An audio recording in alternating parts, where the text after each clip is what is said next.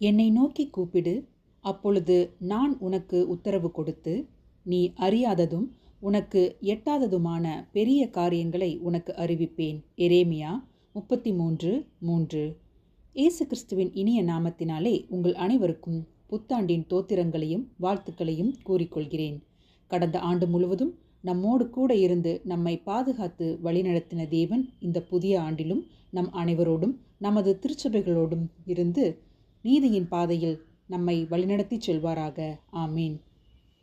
கிறிஸ்து பிறப்பின் பண்டிகையையும் புத்தாண்டு தினத்தையும் நாம் மகிழ்ச்சியோடும் சிறப்பாகவும் நமது குடும்பங்களோடு இணைந்து கொண்டாடும்படியாக நமக்கு கிருபை அளித்த தேவாதி தேவனுக்கு முதலாவது எனது நன்றியையும் தோத்திரத்தையும் கூறிக்கொள்கிறேன்.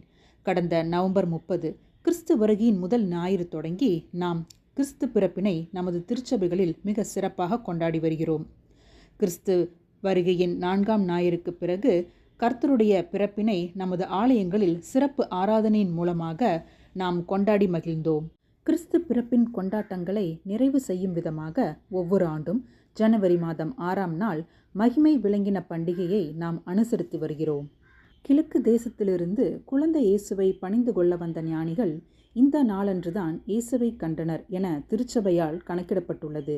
எனவே இந்த நாள் ஒரு சிறப்பான நாள் என்று கருதப்பட்டு உலகம் முழுவதிலும் சிறப்பான வழிபாடுகள் நடத்தப்படுகின்றன. அவர்கள் அந்த வீட்டுக்குள் பிரவேசித்து பிள்ளையையும் அதன் தாயாகிய மரியாளையும் கண்டு சாஷ்டாங்கமாய் விழுந்து அதை பணிந்து கொண்டு தங்கள் பொக்கிஷங்களை திறந்து பொன்னையும் தூபவர்க்கத்தையும் வெள்ளை போலத்தையும் அதற்கு காணிக்கையாக வைத்தார்கள் என மத்தேயு 2ஆம் அதிகாரம் 11ஆம் வசனத்திலே காண்கிறோம். இயேசு கிறிஸ்து இந்த உலகத்திற்கு யூதர் அல்லாத பிற இனத்தவர்களுக்கு இரட்சகராக வெளிப்பட்டதை குறிக்கும் தினம் இது. இப்பண்டிகை இயேசுவின் தெய்வீக மகிமை 3 நிலைகளில் வெளிப்படுவதை நினைவுறுத்துகிறது. ஞானிகளின் வருகை, இயேசுவின் திருமுழுக்கு மற்றும் கானா ஊர் அற்புதம். பிற இனத்தவரான கிழக்கு தேசத்து ஞானிகளுக்கு இயேசு தன்னை வெளிப்படுத்தினார். யோர்தான் நதிக்கரையில் யோவான் ஸ்நானகம் மூலமாக திருமுழுக்கு பெற்றபோது இவர் என் நேசகுமாரன் என்று பிதாவினால் சாட்சி பகரப்பட்டு மகிமை வெளிப்பட்டது.